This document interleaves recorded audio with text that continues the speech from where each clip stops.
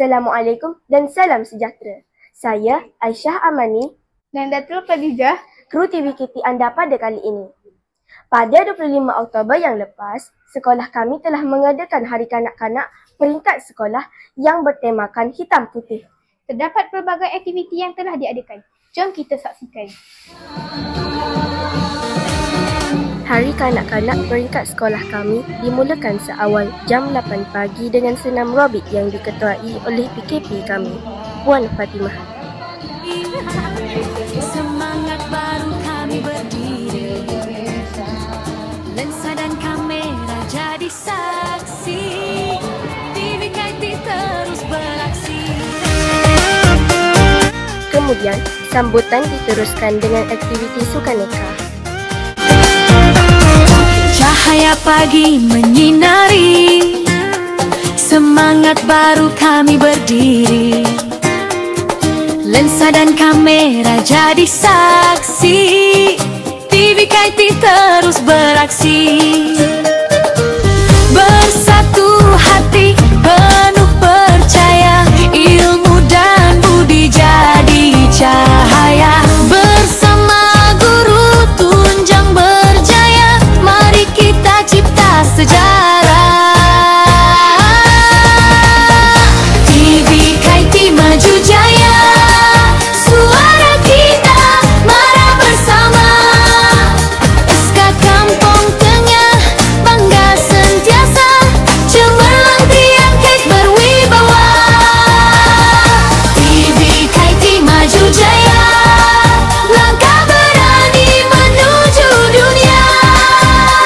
Bersama teman berganding tenaga, TVKT maju jaya.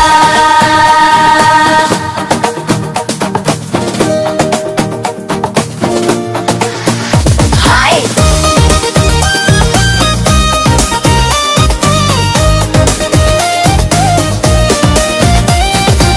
Riang tawa dalam rakaman, ilmu dan nilai jadi panduan.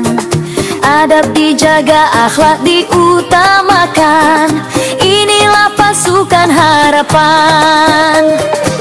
Mari berkarya, mari berinovasi, TVKT terus berseri. Wadah murid penuh inspirasi, gemilang sampai ke hati.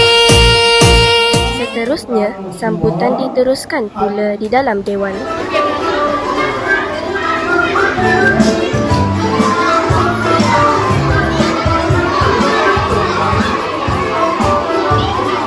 Bestnya sambutan Hari Kanak-Kanak hari ini.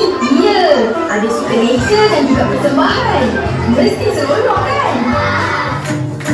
Terdapat juga beberapa persembahan yang sangat menarik daripada murid-murid, iaitu persembahan daripada pasukan Bukit Barat Sekatan dan murid-murid Pra.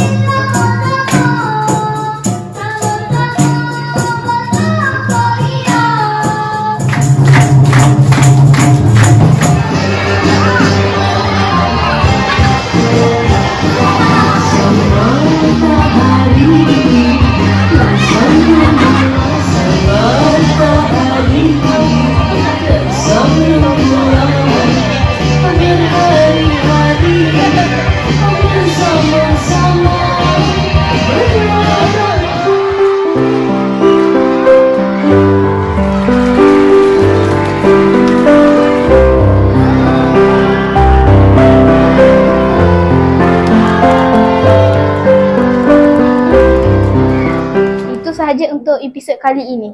Jumpa lagi pada episod yang akan datang.